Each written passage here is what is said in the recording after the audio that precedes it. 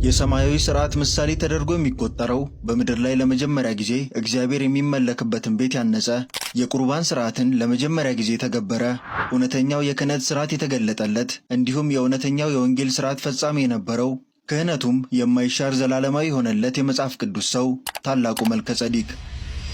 እሺ ሰላም ተወዳጆቼ፣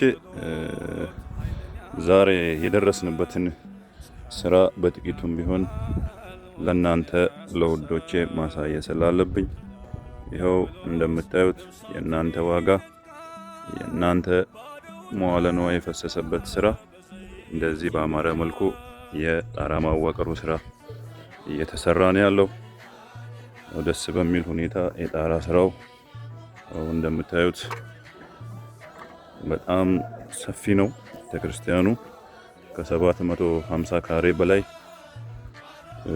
ስፋት ያለው ቤተክርስቲያን ነው። እንደምታዩት ይኸው ጣራው በዚህ መልክ ተዋቅሯል። የቤተክርስቲያን በጣም ግዙፍ ከመሆኑ የተነሳ ስራዎች እንደ እግዚአብሔር ፍቃድ የዘገዩ ቢመስሉም ግን በጣም እየተሰራ እንዳለ እንድታውቁት ነው። ያው ቆርቆሮ የማዋቀሩ ስራ በዚህ መልክ አልቋል።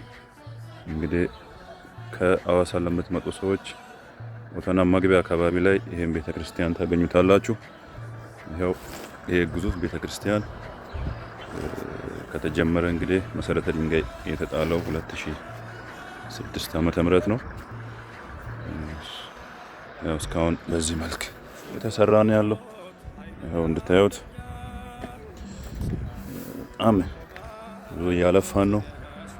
ብዙ የሚያደክም ብዙ ገንዘብ የሚጠይቅ ነው። ሁላችሁም በእግዚአብሔር ስም ይህንን ህንጻ ከመደገፍ ወደ ኋላ እንዳትሉ በእግዚአብሔር ስም እንጠይቃችኋለን።